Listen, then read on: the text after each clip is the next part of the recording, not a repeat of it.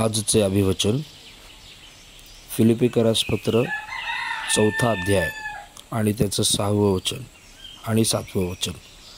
कशाविषयीही चिंताक्रांत होऊ नका, तर सर्व गोष्टींविषयी प्रार्थना व विनंती करून आभार प्रदर्शनासह आपली मागणी देवाला कळवा.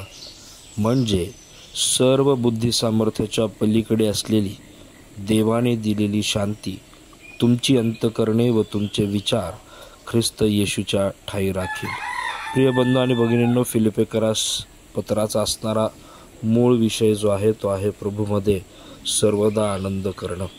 आणि ज्यावेळेस आम्ही 4थ्या अध्यायामध्ये येतो त्यावेळेस आम्हाला बऱ्याच गोष्टी संत पौल फिलिपिकरासच्या मंडळीला प्रोत्साहन देत असताना, उत्तेजन देत असताना ह्या ठिकाणी आम्हाला दिसून येतो. आणि ह्या फिलिपिकरास पत्राच्या असणाऱ्या शेवटच्या टप्प्यामध्ये, शेवटच्या लिखाणामध्ये तो बऱ्याचशा गोष्टी उत्तेजनात्मक दृष्टिकोनातून ह्या मंडळीला लिहायला तो विसरत नाही.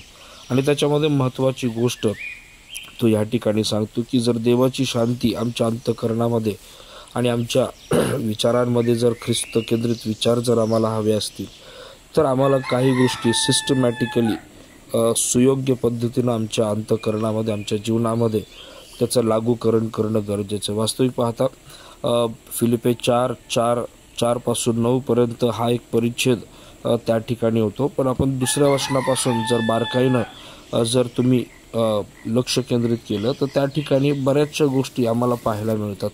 मी सगळ्या गोष्टी विश्लेषण करून सांगणार नाही, पण काही महत्त्वाच्या गोष्टी आहेत की ज्या ठिकाणी आम्हाला पाहणं गरजेचं आहे की सर्व बुद्धी सामर्थ्याच्या पलीकडे असलेली देवाने दिलेली जी शांती आहे की जी अंतःकरणात आणि आमच्या विचारांमध्ये ख्रिस्त येशूच्या ठाई जी राखली जाईल, हे शांती आमच्या जीवनामध्ये आम्ही कशी प्रस्थापित करू शकतो.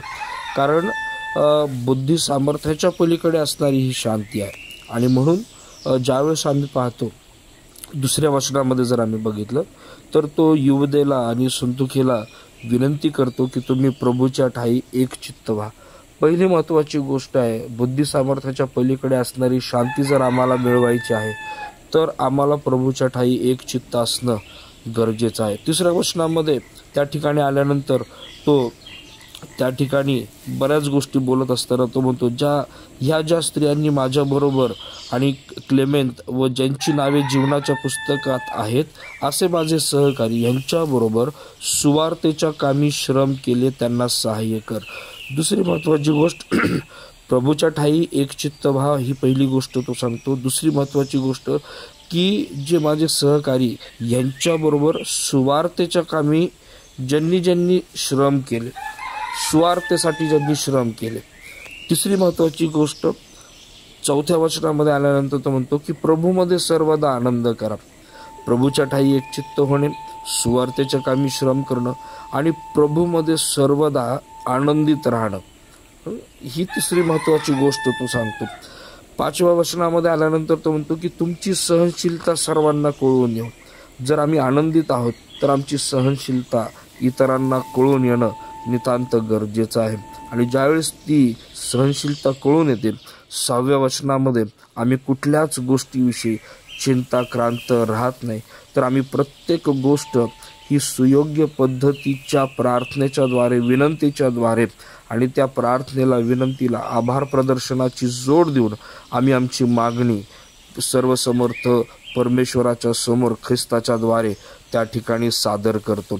आणि ज्या वेळेस ह्या गोष्टी आमच्या जीवनामध्ये होऊ लागतात, ज्यावेळेस सिस्टमॅटिकली आम्ही ज्यावेळेस आमच्या आत्मिक जीवनाची उन्नती करत राहतो, त्याला योग्य पद्धतीने मार्गक्रमित करत राहतो, त्यावेळेस बुद्धी सामर्थ्याच्या पलीकडे असलेली देवाने दिलेली शांती तुमची अंतःकरणे व तुमचे विचार ख्रिस्त येशूच्या ठाई राखली जातात. आणि म्हणून प्रिय बंधू आणि भगिनींनो, देवाची शांती ही आमच्या अंतःकरणामध्ये येते कधी, ज्यावेळेस आम्ही सिस्टमॅटिकली त्या शांतीसाठी, त्या दैवी शांतीसाठी आम्ही त्या ठिकाणी काम करू.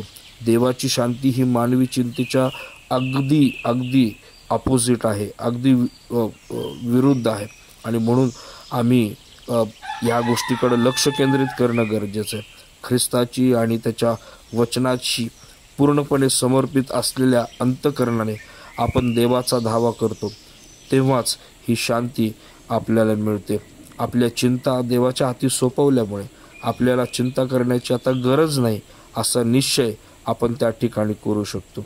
आणि म्हणून आम्हाला हे समजून घेणं गरजेचं आहे की बुद्धी सामर्थ्याच्या पलीकडे असलेली शांती ही आमच्या जीवनामध्ये अधिराज्य करेल ज्यावेळेस आम्ही प्रभूच्या ठायी एकचित्त होऊ, ज्यावेळेस स्वार्थीसाठी श्रम करू, प्रभूमध्ये सर्वदा आनंद करू, आमची सहनशीलता सर्वांना कळू देईल. आम्ही कशाविषयी चिंताक्रांत न होता आमची प्रार्थना, विनंती, आभार प्रदर्शनासह ज्यावेळेस आम्ही आमची मागणी देवाला कळवू, त्यावेळेस ही शांती आमच्या अंतःकरणामध्ये येईल. प्रियांनो, चला तर सुयोग्य पद्धतीनं प्रभूच्या चरणापाशी जाऊया, देवाच्या वचनाचा आधार घेऊया. प्रभूच्या आत्म्याने जो आमचा कैवारी आहे त्या कैवारी आत्म्याच्या द्वारे पुन्हा एक वार प्रभूला एकरूप होऊया आणि त्याच्या दैवी शांतीचा अनुभव घेऊया. देव या वचनाच्या द्वारे आपल्या सर्वांना आशीर्वादित करू.